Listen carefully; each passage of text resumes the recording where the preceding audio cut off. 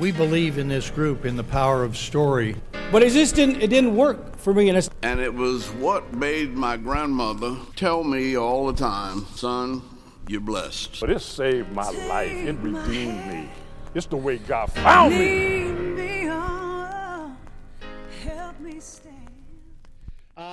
Hey everyone, this is Tony Kriz. Welcome you back to the Portland Stories podcast. Portland Stories comes from a community of men that have been living life together for several decades, trying to figure out faith in God, culture, race, how to live justly and mercifully in this world, how to love our families and love our friends well. And today on the podcast, I've got a panel, just a friggin' home run, Hall of Fame panel this morning. So maybe just I'll just kind of I'll say your name and you can just kind of say hi to everybody. Let's start with Jana Sanders there, who if the Predator worked for NASA, you'd get Jana. Oh my gosh. You get me. I actually got the whole Predator mask going up for COVID. Hey, everybody. And then, of course, Larry Anderson, former police officer, the man you do not want to get in a fight with. Larry, say hi to him. Hey, how you doing, everybody? Good to see everyone. And WENDELL BIRKLAND, proof that God still raises the dead. WENDELL BIRKLAND, say hi. You can't pick on old people anymore. It's just wrong. And my good friend Wilson Smith, who has the unfortunate job of being half of Portland's one black friend. Wilson. That's my best intro ever. Thank you. And so desperately true. Oh my gosh. All right. So before we get into our main topic today, I saw one thing that I wanted to get your guys' thoughts on just briefly. We don't have to get big time into this, but Chris Wallace, who is the moderator for the presidential debate next week, just put out some of the topics he wants to discuss with the presidential candidates. And we're not going to get into politics, but topics like Supreme Court, COVID-19, the economy. And then he said one of his topics is race and violence. That's the topic. That's one topic. Those aren't two topics. Race and violence in our cities. And I just wanted to get your guys' thoughts on the conflating of those two issues. Any thoughts? Well, white people tend to put those two things together. And Chris is white. Yeah, my big thought is they should definitely not be correlated together. That's a big no-no. It's probably not a surprise, though, to see Not that. a surprise, but that's part of the problem. Exactly. So when they say race and violence, what's the image that comes to people's minds? Black people, always. And then we have to define what black is, which we haven't. That's a great idea. Any other thoughts on it before we move on? I was troubled. When I saw it. Immediately, yeah. I was like, can't do this. How is it that we haven't grown any farther than this? But even more so that he could write that and not realize the conflation that's happening. That's those two shocking. Things should not be in the same sentence. Yeah. Well, I think we haven't learned. We've maybe moved on time-wise, but not on any kind of depth, or we haven't choose to learn. Learning is different from just, growing. Well, it's even bigger than that, because if you put two words together, they have something called semantic meaning. You put this word or this word, it's lethal. This word, it's a blessing. So if you don't think about it and you're using these words and you put them together, they actually carry emotional, psychological, cultural, financial value. And we just don't put the effort in because those wordings benefit others, whoever it is, and hurt the other groups. all right. And it also creates a separation, and it detaches you from being attached to the concern about the violence and associated with somebody else that's not you. And so it becomes their problem, or that problem over there, or with those people's problem, and then we have to deal with that. Yep. So you become detached, and you see it as the other, and that's right. the biggest problem with that. Huge. And then if it's over there, then it's their problem.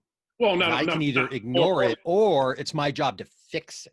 Well, more important than that is to make sure that that problem doesn't come over here. They're really not concerned about dealing with the problem. They just want to make sure that the problem doesn't come over here. Right. And then their problem becomes our problem. That's what the violence part means. And it's even worse than that. Because when I talk about the same things in terms of technology, people freak out. But when you talk about it in terms of race and culture, they don't. So for instance, if I had a drone, it's the same thing as the language that we use, and I put it out there and its job is to hurt somebody else, I can walk away from it for years and this drone can go, refuel, come back and do harm. So when it finds its target, boom. And when you tell people that you can have a technology, whether it's a language technology, a narrative technology that has the same effect as a drone sitting somewhere remotely and gives us this psychological distance between the action and the person deploying that, that's our system, that's racism. And his job is just to go out, make money, bring it in at the sake of hurting other people. So it's just another way of translating economic technology. Does that make sense? Thank you, NASA. Kinda. Okay. All right. Kind of keep staying in orbit. That was pretty good. So back in the 80s, there was, I'm going to sort of do a little storytelling from my perspective over the 15 years that I've known you guys, and I've been a part of your community that you guys started, particularly Larry and Wendell. So back in the 80s, there was this thing called Promise Keepers that would take place in these big stadiums, and a bunch of evangelical men, suburban men mostly, would show up at these football stadiums, and they would stand around. And one of the things that they always covered at these big events was race reconciliation. This was one of like 7 pillars. It's always their last one. And there'd be a moment at these big stadium events where the crowd was exhorted to reconcile across racial bounds, and white men would cry and black men would have to hug lots of white men, and there would be this moment, this cathartic moment, and then everyone would sort of go back to their white neighborhoods and their white churches and their white whatever, and feel like they had sort of done something or participated in a healing or transformation. And my understanding is that out of that time, a handful of men in the Portland area decided that true reconciliation or life together required much more than a few tears and a hug. It required the hard work, the long work of relationships and integrated relationships. And Larry, you and Wendell were a part of that first group of men, and you have held together now for, I think, over 30 years. And at least that, yeah. And Wilson came in maybe 20 years ago, and I came in 15 years ago, and Janice, you came in maybe 10 years ago, and we've all been a part of this thing. And so the topic for today I'd like to get into is why is it important for men, for people of diverse backgrounds? Why is diversity so important to this process of life and faith? Why is that important? And I'll just throw that question out there really generally, and let's see where it goes. Well, if you'd like me to respond, I would. That challenge was given to me by a very dear friend. And his thought was that even though we'd been meeting together with groups of men for a long time, there were no black men that were part of those meetings. And he made a challenge to me that we should be reaching across racial lines. And I gave a response to him at the time that embarrasses me now, but I think it revealed something that was present deep in my heart. I simply told him, I said, that's hopeless. And I'm going to keep on working with the white guys. You do that. And that came out of a history of America. We've been separated for hundreds of years. It goes back to the, you can look back at Plessy versus Ferguson or the Dred Scott decision. I mean, it's legally ensconced in this country that we would be separate, right up to the separation of loans and buying of homes and things like that. We live in a very segregated society. And at the time, even though I was living in it, I couldn't see it. And being a religious person, I knew the command of God, that we would love God with all our heart, soul, mind, and strength, and we'd love our neighbor as ourselves. But if that neighbor looked like Larry, we didn't even talk to each other unless it would be something we do professionally. I was a defense attorney. He was a police officer. I might talk to him over a police report, but we didn't go to each other's houses. We didn't sit down and have lunch together. I didn't know much about him. I know a lot more today. But at the time, I was only seeing him in one way. I was seeing him in the way a white person sees him. I thought he was an angry black man. And in the time that we've spent together, I've come to see him as who he really is: a husband and a father, an employed father, police officer, person who loves his children, who has lots of friends. I'm sure he has a lot more friends than I do. When I went to his 50th birthday party, I had proof of that. He had a lot more friends. He was a lot happier at that birthday party than he was hanging around with a bunch of old white guys. And I never realized how I epitomized a white society and nation that had been, bringing harm and oppression on him. I couldn't see that. I can now. And I'm thankful that he has stuck with me long enough to see that. But Larry sharing his life with me has been a gift to me. It caused him a lot of pain, Right. But it's been a gift to me. Yeah, Larry, I've heard you say many times how painful and dehumanizing this work has been over the decades, and yet you stay in it. Why do you stay in it? Well, Tony, I don't have any choice. I was born into this culture that has created this artificial separation that somehow we're two different races of people. And all my life, I have been compelled to deal with that as the lesser. In other words, this race thing, when you even talk about racial reconciliation, you're talking about white people and people of color as if that's two different types of species of humanity. And so when the Promise Keepers came, and by the way, the Promise Keepers didn't keep their promise. So, they came and they started this whole idea about racial reconciliation. And when I was approached about that, it was confusing to me, because I thought, how are we going to be reconciled when we think of ourselves as two different types of species of race? And one thinks that is better and exalted over the other. So that angered me. And I didn't want to have anything to do with that. And the first time that me and Wendell actually agreed upon anything, and it's ironic, we both agreed at a dinner at my house that this racial reconciliation shit ain't gonna work. It's not gonna work, and we don't want to have nothing to do with it. We didn't have any idea at the time that the Father, in his sovereignty, had selected the two idiots, and because we can't take credit for anything that has happened, because it's been all his will. So Tony, I stay in it, although it's painful, it's been demeaning, it's actually been harmful to me as a person and the people I care about.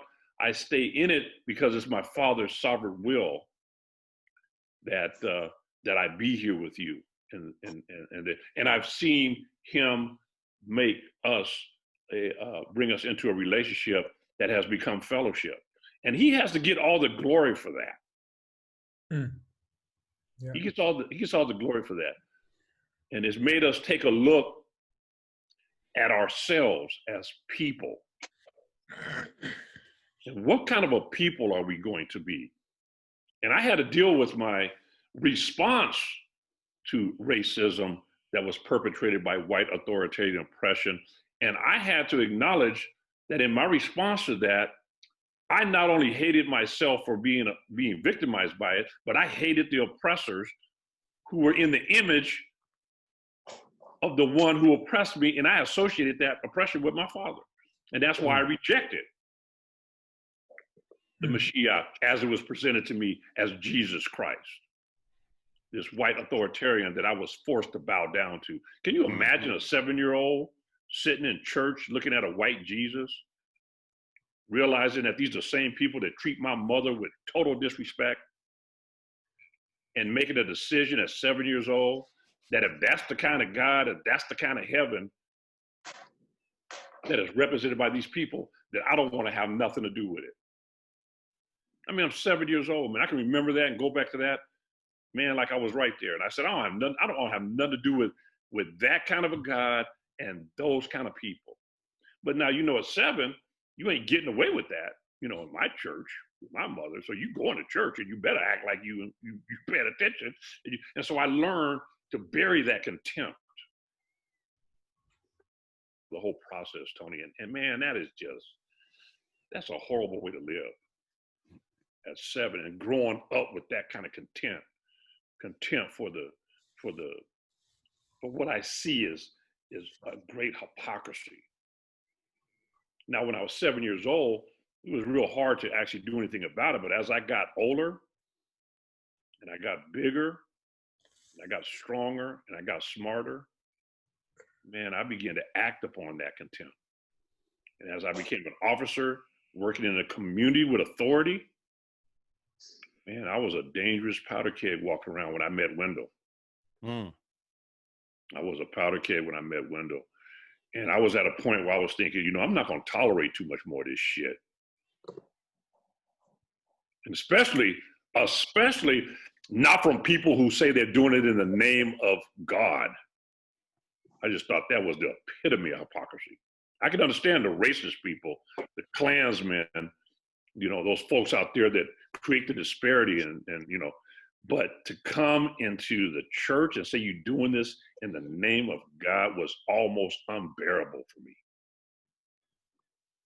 And it's only by his grace, Tony, his grace, that I've been able to survive and actually find peace in that. Because when white folks used to apologize to me as the Promise Keepers, I hated that. Now, hey, man, we're really sorry. I said, why don't you stop doing what you got to be sorry for? I'd rather you do that than be sorry. Why don't you stop apologizing and stop doing what it is you keep apologizing for? Their apologies meant nothing to me. And their little platitudes about it was all a farce. And all I could do to stomach it and not throw up is to pretend. And so my whole way of dealing and responding to that was a pretense. But it would come a time when I was no longer able to keep up the facade. Yep. Janice Wilson, respond. So I would say one of the things that where I go with that is, and actually I experienced that Promise Keepers journey as well. I remember it would be the last session, and that I have to go around my whole section because I'm the only black dot in the section. I go, you're forgiven, you're forgiven, you're forgiven, shaking hands with everybody. But the thing that I found, my journey, this is where the racial reconciliation is interesting to me, because my journey, you double click on it. I don't know, I bet Janice could speak to some of this too. My journey as a black man isn't all the same as every black man's. And so for me, I was, after we would do that reconciliation piece at Promise Keepers, I'd go over and try to find another black brother in the room and ask for his forgiveness from me, which is very bizarre. I mean, and he was like going, wow, man, that's a trip. I mean, and it was because I felt I had with my own race. And so for me to come into the Friday morning, which ended up being these Friday morning groups that both Wendell and Larry were the catalysts, for me to come to be a part of that, it was some of my first, actually on the invite from Wendell, just because I was primarily white connected. And so that was some of my first connection to black brothers and to be in a context of of grappling with some of these rudimentary ways of thinking. And then so for me, even finding my own Black identity is a different thing. So that's another level as well. So when you read that statement at the beginning, Tony, it made me think about the things we fear are things that are not like ourselves, and so we end up calling them out as being, I forget the word you use, but race and what was it? Anyway, Violence. Race and violence. So, yeah, you feel you're nervous about stuff that's not like yourself. So for me, it was crossing outside of anything that was outside of my little journey, and it is very important to be intentional and to cross outside of my small way of thinking. So that's part of how it works for me. Yeah. Janus? Yeah, I would say that my beginnings of racism were a little more complicated. The way that it sounds to me is I was born in the middle of white supremacy. So I didn't really know what racism was. But how it was defined with me was I just wasn't successful. And so I started a very painful journey trying to get successful, learning all the inner workings and rules of whiteness. But again, I didn't know it was whiteness, white and Black. I'm just born in the middle of this thing. And my neurological training is engineering. That's how I coped with complexity. It wasn't until I came to Friday Group that they began to define what racism really was. I could see a clear separation between the Black people in the group and the white people in the group. And I go, oh, that sounds like that's my problem. And so for me, I started having a lot of identity crisis, identifying with the first time Black men in the room in the midst of this white supremacist training. And so unfortunately, with an engineering training, you need to use the scientific method to test this stuff out. So I started testing the conflict. I started testing my Blackness and my whiteness. And all it did was just tear everything up in my life. And so I said, there's got to be another way, ultimately. But it wasn't until I realized that the Black identity, the white identity is extremely destructive when you're actually testing it. And that's one thing that I don't think we do as a culture. I think that we just adopt it and move on. But if you actually test the language, you test the mannerism, you will see how completely destructive these identities really are. Yeah, so I was raised in Eugene, and people call Portland America's whitest city, and it is, but it's positively multiracial compared to Eugene. I was trained, I was raised to surround myself with just people who look like me and dress like me and vote like me and read like me and worship like me and drive like me and shop like me. Like, I was trained to live that way. And my parents are the nicest people in the world, and they didn't do anything maliciously, but they trained me that safety is found in being around people just like you. And there's just an inherent lie in that. Our Richard Twist, one of our brothers who was with our community for a long time until he died, Lakota man, Uncle Richard used to talk to me about, if we surround ourselves with people who are just like us, that there's no hope of ever seeing a broader perspective than the simple knothole you were trained to look through. Right. How do you even learn what you don't know you don't know? What's the hope to learn what you don't know, right? And so maybe what do you guys think about just the necessity of filling your life with a diversity of stories? Well, Tony, you said it. We used to say it, and we didn't coin the phrase, but we adopted it. You cannot see what it is that you cannot see. Right. And for Black men who have had to explain themselves to white men their whole lives to exist, we're constantly dealing with the Black experience. What's the Black experience? What does it mean to be Black? And this whole identity with a culture that's in opposition to what it means to be white. And then trying to do that in not really a diverse culture, but even when you have different people, the means and methods whereby you deal with that trauma or that identity is dominated by the white thought and the white culture. And so for white people, we used to ask the question all the time, okay, we've given you the Black experience, now tell us, what is the white experience? And they were like, had no idea what we're talking about. Right. You know, they would start talking about the human experience. We're like, no. We understand humanity, but tell us about the white experience in this white male-dominated culture. And they honestly were puzzled by the question. They had never had to be confronted with it. They were taught not to see it at all. They absolutely could not see what it is that they could not see. Therefore, they were unable to appreciate or even understand the oppressive effect of their presence in that culture and the adverse effect it had on people in the minority communities as it was defined by them, even to the point that they decided when they were going to have reconciliation across races, they would get to decide who they were going to have that with, depending on people who met that criteria. It is insidious. You know, one of the things, Larry, that you said before in Friday group that I don't think people took to heart is you have to have skin in the game. One of the things that brings me a lot of conflict is having brown skin and the training with a white voice. You know, that brings internal conflict, and you gotta fix that. But the thing is that when you're in an all white world or an all black world, you don't have that personal conflict. There's no reason to change. There's not really an all black world.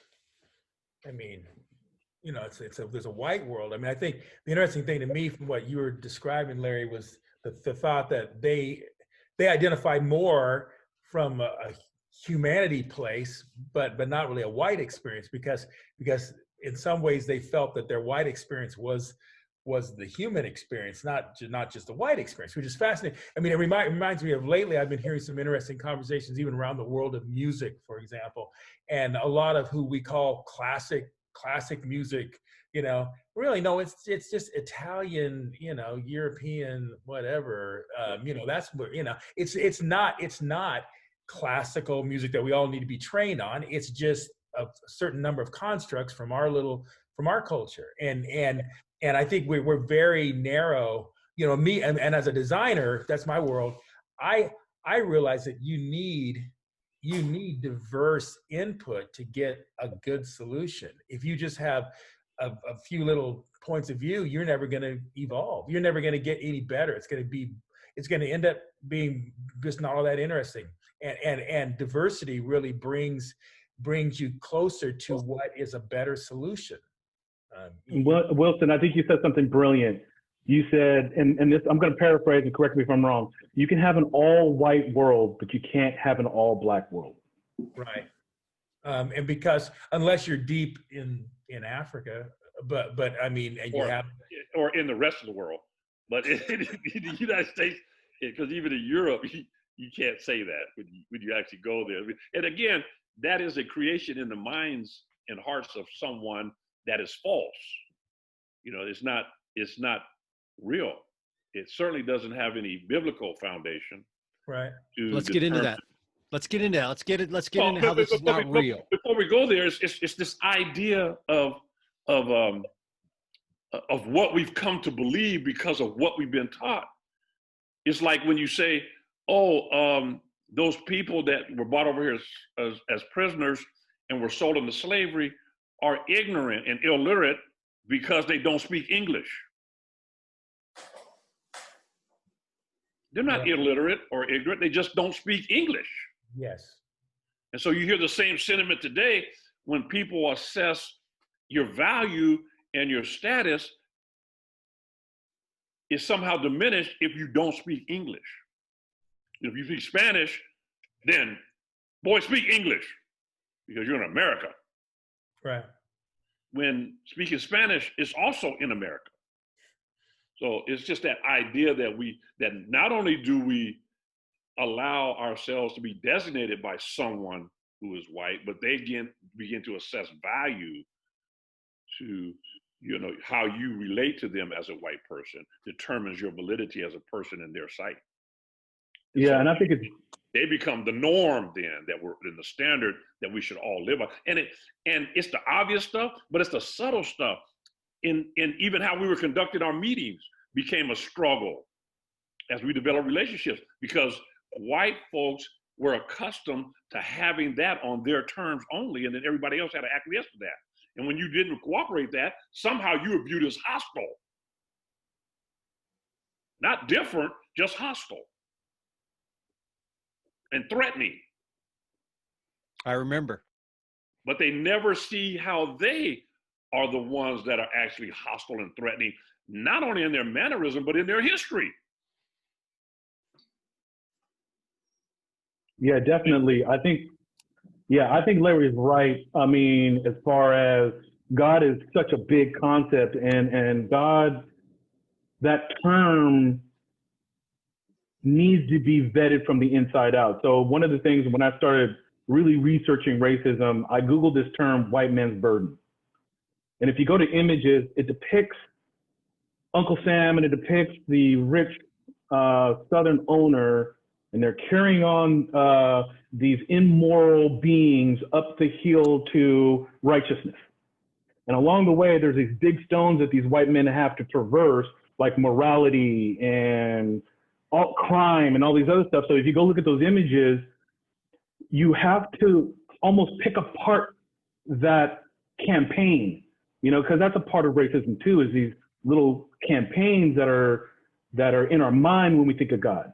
And so if we can just deconstruct the imagery, the narrative that comes with that, then we can start to talk about, you know, where is God in all this, or at least argue it at the same time. Okay, let's keep. I'm really curious, Larry, about what you said, that you can't find it in the Bible, that this whole idea was created. I'm curious to talk about that more. As I have studied scripture and been exposed in the readings, I can see no designation or separation of designations of human beings based on the color of their skin. I don't see that there's two separate races of people based on the way they appear in their skin color. Yet we have created a whole culture, and we have created a whole religion predicated on that, what I call false identity or false dichotomy, based on the two different types of people, two different types of human beings, one black and one white. When I really look at the intent behind that, the insidiousness behind that, I see that separation and designation was designed in hatred. Right. And that they were meant to always oppose one another. And that when we talk about racism, we focus on the effects of white supremacy, white privilege, white separatist ideas, white authoritarian, and how it affects people of color. But it never focuses on the supremacy or the whiteness that is the motive behind such racist behavior. And so white folks never have to examine themselves, their motives, and their culture. Never have to think about that. And when they do think about it, they think in terms of racism as being something on the extreme end that's very terrible, that hurts people, and they would never actively participate in that. And so in this false identity is then reflected in our religious symbols and icons. Right. So the white Jesus. And the idea that, of course, it would be that way. And what do you mean? And then when they're confronted with the reality of that image, then they retreat into the posture of, well, it really doesn't matter that much anyway, because you know it's not about. I said, then if it doesn't matter so much, why don't you tell the truth? But this idea that anything that has virtue, that anything that is lofty, and anything that's of a higher moral standard is white, and anything that isn't is lower than that, is insidious. In number one, it's a lie. Yeah. Even to the point where You go to the dictionary and look up the definitions for the term white and black. It's insidious. Yes. And it's perpetrated below our conscious levels now that it's even affected black people. And by the way, you want to get in trouble? Start talking about being black is just a response to being white, not being white. And man, you talk about the betrayal. And so, but they're both steeped in hatred and animosity towards women, and they'll never be reconciled because they're false. It's a lie. It's a cultural designation. It is a fact of our culture, but it has no biblical foundations in truth. Because the Bible says, the scripture I read, that we're of one blood. Right. That all of humanity has one blood. I love one time, Larry, you guys, I think I was over on the east side of the river, walking up a ramp under the Morrison Bridge, and there was on the ground they had written, somebody just wrote, and he writes it around town a little bit. It said Jesus was brown. Jesus was brown, and I loved that quote. In fact, a buddy of mine from work took a picture of that actually, and I posted it, and it was amazing the reactions that I got, because I'm just saying, and I'm not trying to make some big statement like that somehow brown is. I'm not even saying brown's better. I'm just saying he wasn't white, So that's all I'm saying. And that was like shocking to humanity. I mean, you could tell. Like, but Jesus wasn't brown, Wilson. Jesus was white. God is white. You're not even white, Tony. Europe is at the top of the map, and Africa's at the bottom of the map, and right. there's a reason for that. There's no reason why. No, Europe's above Africa. Yeah. And Look, Jesus is white. And here's my bias. These are just realities. Absolutely. And I don't know why you would argue with these realities. When this is my bent. When you talk about racism, you have to talk about economics. Because if you're talking about racism, you're definitely not talking about God. I mean, I think we can, based on what all the research that we've done, this is not God's word. This is a man-made, very successful campaign of economics. So until we started having that conversation, and why someone would change their designation from Christian or man of God to white and black is purely based on the choice of economics. Well, I would say that even further is based on economic disparity. Economic disparity, absolutely. One is at the benefit of, for one at the expense of the other, and so our association and even increased betrayal in the people of color when we associate better person with the lighter your skin. Right.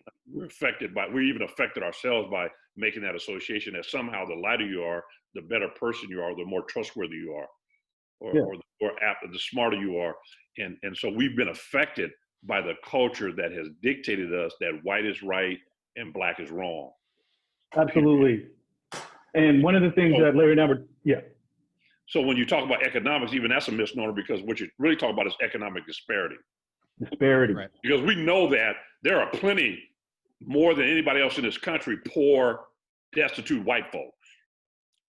Right.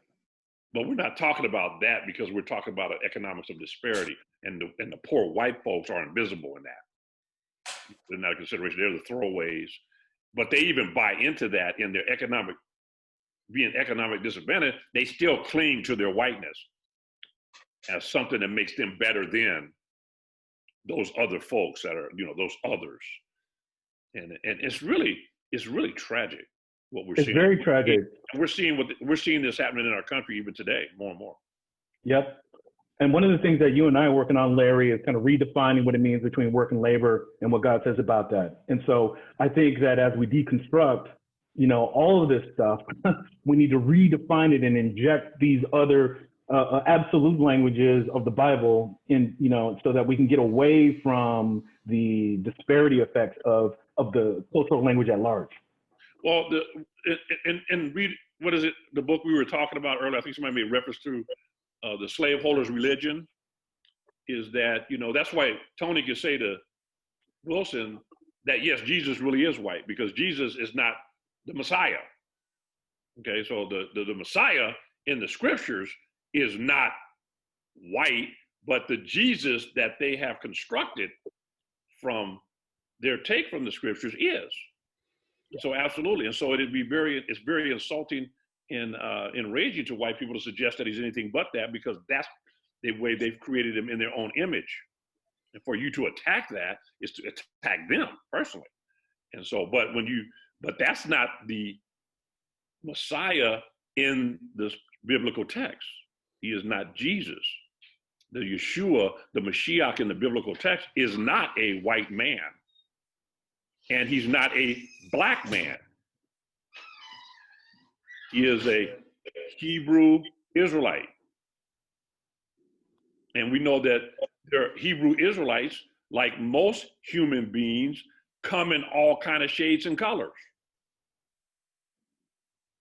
There is no exclusively white particular person from any cultural, now you can pretend like it. I found that out when I saw black, when I was in Paris and I saw black Irishmen. I went up to them and they had their little Wearing kilts and everything. I thought they were a band. That was how foolish I was.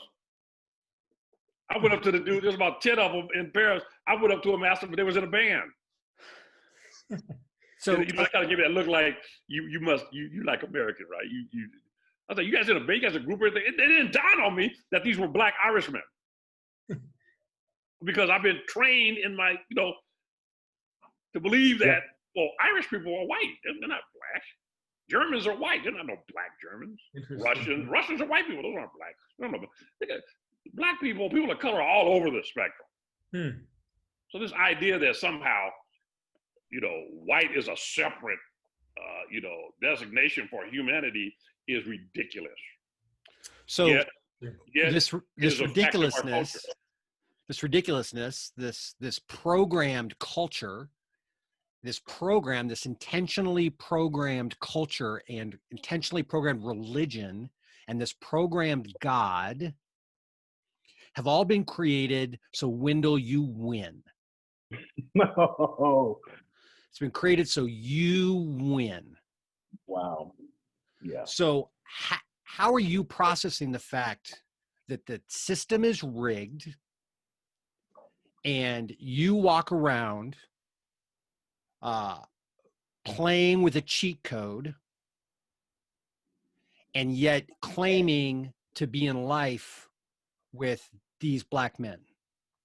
And I say I could ask myself the same question, but I want to get you on the conversation. Gee, give me a nice, easy question. You're more than capable, Wendell. Well, I start with the piece that you started with, Tony, because my growing up experience was very much the same as yours. Growing up on the west side of Portland, basically, I never saw a black person. So I think assumed that was the only world that there was. There were only white people in it. I think the first black person I saw was a black maid that worked for my grandmother. And that's why when you bring up these ideas, it's pretty hard to process them. It's like the first thing that, I shouldn't say the first thing, but one of those things that I remember that Larry said to me, which I'll never forget, is that I represented everything he hated in white society. And naturally, when you hear something like that, and you're convinced that you're a good moral person, religious person who goes to church every Sunday, might be classified as a white evangelical, believing you have the truth, it's pretty hard to understand why you're hated and how you're identified with the system that's oppressed others until you begin to study the history and you see how we got here. You can start with slavery, but being a lawyer, I look at the legal decisions. And the one that stands out to me the most is the Dred Scott decision, when the Supreme Court of America said that a black man couldn't sue because he wasn't a person. He was property. That's from the government. Then you move up to 1896, and it's Plessy versus Ferguson. Black men and white men who live in separate locations. They can't ride streetcars together. They can't ride trains together. They can't occupy the same space. And so you've got an entirely separate world set up. And you take that piece, and then you move up into the 60s and 50s and 60s, where I grew up, and I wind up in a church that's preaching a gospel of God, and there are absolutely no black people there. Right. That's where I get to that point of what's it like to reach across racial lines? Boy, I had no idea. And if I never hear the voice of a black man, and I never hear the voice of a person telling me what his experience is like, I never have to think about it. That's what it's like to be white.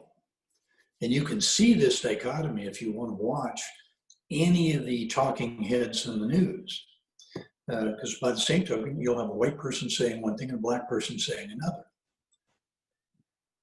Totally different. And as white people, we do not want to accept the testimony of the black person. That's one of the things that really struck me as a lawyer, because every time I hear a black man describe his experience, what this experience has been like for Larry, white people want to discount his experience. Doesn't matter how many black people testify to it, white people want to discount that experience. You see that every day when you talk about this disparity in stopping black people when they're driving a car, when they're walking down the street, when they're just living their life and they have to give an account for themselves. A classic example was that one that happened here in Oregon at the Hilton, where the black man was in the lobby talking on the telephone, and the security guard threw him out of the hotel, even though he was a registered guest, because somehow a black man talking on cell phone must be up to something. And even though he was excluded from the hotel, even though he was a registered guest, when I heard that story told to white people, the uniform answer was that he must have done something. And to be suspicious. That's what we're up against. So I was just as guilty of that as anybody else. But the more I hear the testimony, I have to believe the testimony. There's a jury instruction in the state of Oregon. Testimony of one witness worthy of belief is sufficient to prove any fact and evidence. You've got the testimony of thousands of black people that white people will listen to. So what's it like for me? Shoot, it's hard. Is it? I don't want to take responsibility for it. I didn't own any slaves. I don't want to take responsibility for the oppression that is felt by black people. Not feeling I'm a part of it. That's the uniform response I hear from white people. And I felt it myself. Yeah, and the privilege to pretend like it's not true. Of course. We call that, you didn't own any slaves, but you participating in the great cover-up of the whole incident and the harm that it's caused. And that's what makes you guilty, is that we're all pretending that it didn't happen that way. And that has nothing to do with me, and nothing like that's going on today, when in fact, this is all a result of what has happened to us in the past.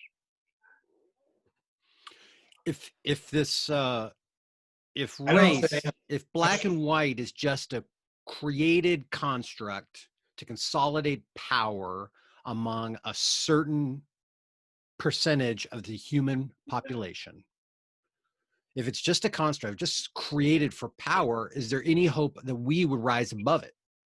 Is there any hope for Absolutely. us to be There's different? an important piece you're leaving out of that construct when you're building it. It was constructed for the benefit of one group of people, Right. and this is the most important part, at the expense of another group. And those two are they're forever tied together. In other words, you can't have the disparity factor unless that dynamic is continually going on. Because it's not a power structure that was built on its own labor for it or its own merit. It was always built at the expense of another. And so in order to maintain that structure and to continue to perpetrate it, you have to continually oppress, and it has to continually depend on being held up at the expense of somebody else being held down. And I want to say that in a different way. The system would have to stop working for you, and you'd have to volunteer for that. Well, the Bible tells us that, the Mashiach tells us that one would have to deny themselves. And so it's the one who has the privilege that would have to deny his privilege. And to deny your privilege doesn't mean you go throw it away in the garbage can somewhere. So is that a take on, to me, reparations is more about denial of privilege? It's not even reparation. I mean, I'm talking about in the sense of repairing could also, it comes from both sides. It's like No, because the Mashiach was asked what one must do, in order to follow him, to be with him, and he said, well, you must deny. If you're gonna be with me, you must deny yourself, and then you must take up your cross and then follow me. So there's a prerequisite there's an order. And so when we look at our brothers who experience privilege, remember, we're talking white privilege. We're talking white supremacy, because what happens is we get focused on how people are oppressed by it, and we never focus on the supremacy or the idea itself and the people who are affected by it. White folks don't know how much they are affected by white supremacy and the privilege associated with that and what it has done to them as human beings. And so they're concerned by looking over saying, geez, really having a hard time on those folks over there because they're poor, but while they're sitting in their prisons, alienated from the very creator they believe they're worshiping, they don't see that they're in a worse condition. And even worse than that. So it's deny. So what does deny yourself mean? I just give a small example. Deny yourself the privilege. What does that mean? Well, if you look in the construct of what the Messiah has told us, consider others more than yourself. Right. So what would I do with my privilege? I would not use my privilege for my benefit. I would use my privilege and the access I have to this system as a white person to create benefit for somebody else. That would be the thing of denying yourself. I would take my privilege, I would bring my privilege, but I would not use it in indulgence on myself. I would use my access and privilege for the benefit of others. Who are the others? Well, the scripture describes them. The strangers, the outcasts, the widows, the orphans. The hungry. The hungry, the downtrodden, The the marginalized. The sick. Who are those people? Those are the people that you're designating race and violence. Nice. If you want to deny yourself, take your privilege over there and make it a benefit to some of those folks. Right. That's how you can start at a personal level. And then what would we do that if we looked at that corporately? Because, we live in a country that talks about, well, it's just my individual experience. But what about your collective experience? As a community, as a city, as a state, as a nation, as a country. Oh, I didn't have to think about that. Well, that's part of the privilege you give up. Start thinking about it. Right. Janus. Oh, what I was going to say was there's a lot of things that are hidden and not talked about all throughout racism. One of them is a white guy's fear of denying themselves the privilege. Because I can imagine if you deny yourself the privilege, you have to face those who you oppressed by that. You have to face the economic disparity. And so there's this huge ravine between knowing what to do and actually doing it. It's all based on this fear thing. So the question is that true? Yeah, and who is the propagator of fear? Yeah, and that's a great question, Tony, because if you're living in fear, then who are you living according to?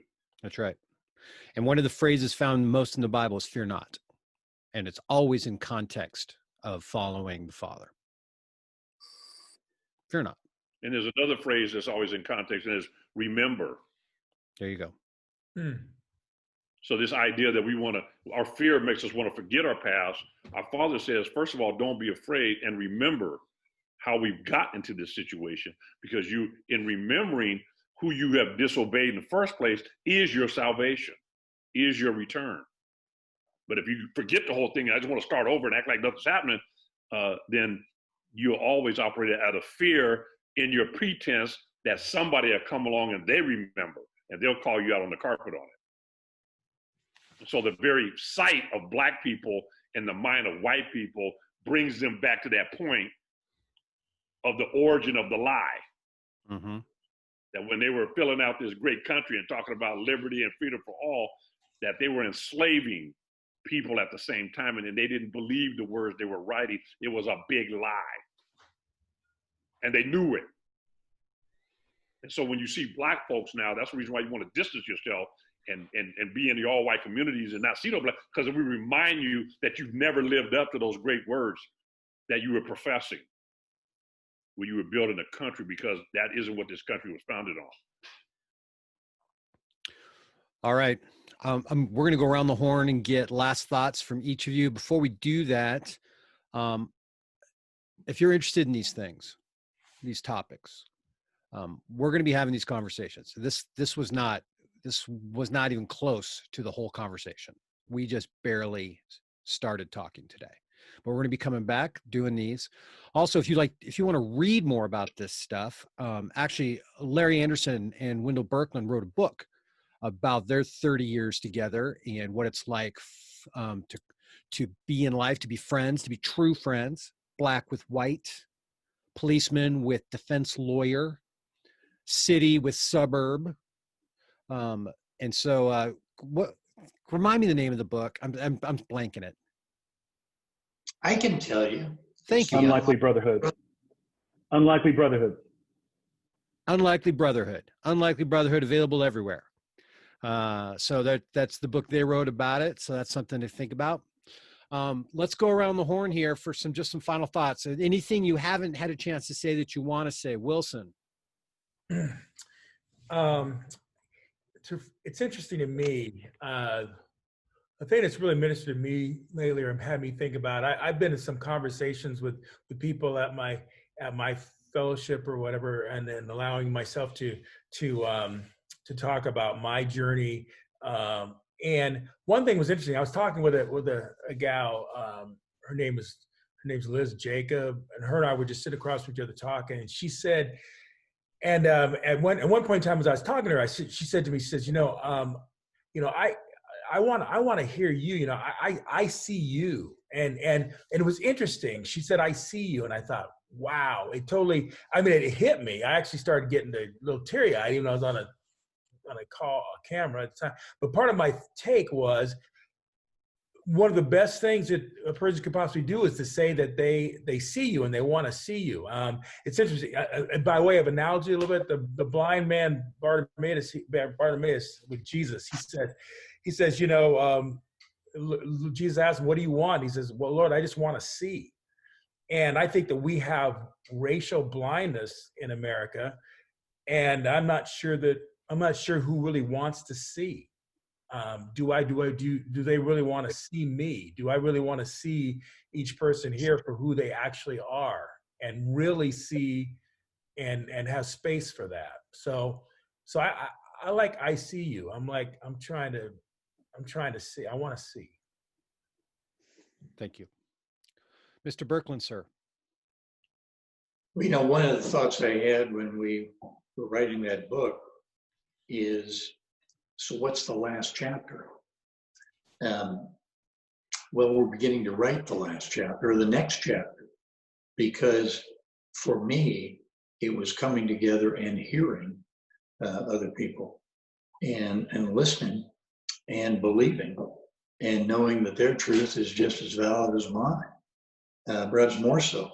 Perhaps it's something I needed to hear, because if I didn't hear it, I would never understand why we're so far apart.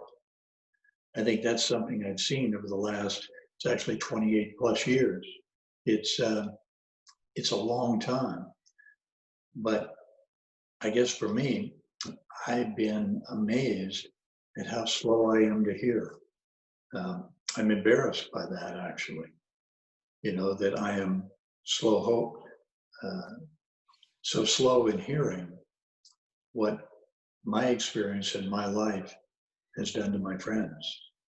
When I think of this call of God to love God with all your heart, soul, mind, and strength, I will never forget the challenge from my friend Larry, which of course is, what are you going to do about racism in America? And he didn't say that in a friendly tone.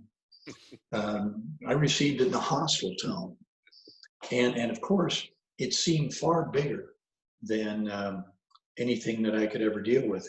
And now, as I see the people marching in the streets and the tension that we're feeling now over the Breonna Taylor case, all of the cases that we continually see, the Floyd George, and all of those things, the continuation of what we see in this separation, it seems just as big as ever. Yep. But the command of God is to love each other and to love our enemies. And I've come to realize I was more of an enemy to Larry than he could have ever been to me. But in growing in that and hearing him describe what our country has done to him and my part of that, it's easier for me to understand how I'm to live the rest of my life. Even though there's not a whole lot of that left, since I'm 74. And you can make fun of old people that way if you want, but it's hard for old people to change. But I'm thankful that that's what God's been doing. Thanks, buddy. Janus. Yeah, if we look at racism as a technology to an information technology, and people in my generation and younger has inherited racism through technology. If you just Google racism in AI, you'll see many, many pages of the new Jim Crow laws, how facial recognition affects a people group, how recommender systems are getting people killed through the masses at large scales, including continents. So if you have another one of these meetings where you put racism and technology together, please invite me back. All right. Thanks, man. Larry. It's sometimes it's very difficult in these series to talk about such a large subject and get everything in, especially we start dealing with our experience and pain. But I think Wendell hit the key of it is that the Father not only calls us to love, but he calls us to love our enemies. Mm-hmm. And whoever we identify as our enemies, if we learn to not just tolerate them, but to actually experience the forgiveness and the genuine reaching out in love, you'll find out that you are your biggest enemy as far as your relationship with the Father. Mm. And he tells us that if you can't get over the people you see that are right next to you or right around the corner from you, then there ain't no way you're going to be able to deal with the problems I got with you. And so when Tony says, Larry, why you in this? Because, man, if we can't get this right down here with us looking at each other and what we got, then we are not ready for an infinite, moral, righteous God who got issue with all of our immorality and our inhumane behavior towards one another, because it is in his image that we're created. And when we defile and hate and beat up on that image, what we're doing is we're rejecting him and his word. And therefore we become his enemies and he becomes ours. And so he mandates us, Tony. Why am I in this? Because I'm my biggest enemy when it comes to me and his relationship. And if I can't get this right with you, we can't get past this little ridiculous thing that we've created that's caused great harm. I don't want to minimize it. It's very painful. Then, man, it's hopeless for us to ever meet our Creator. A perfect, righteous, consuming fire who's undefiled. I mean, if we can't get past, if I can't love Wendell or you, Tony, or Wilson or Janus, and I'm hating you for some injustice that I feel, then I'm marginalizing our whole alienation from our Father in heaven. And while this chaos exists in the first place. So it's very important that I learn to love my enemies, whoever I decide that they are, and that I learn to forgive them and ask their forgiveness for hating them. Because we know that nobody who hates people is going to be a part of my Father's loving kingdom. And so it is a wonderful way to practice this. It's very difficult, but we are privileged that we are in a group where we can have this kind of dialogue and practice loving our enemies or our perceived enemies, only to discover that you're the only person that's going to separate you from the Father. So that's why I stay in it, Tony. I stay in it for his name's sake. Amen.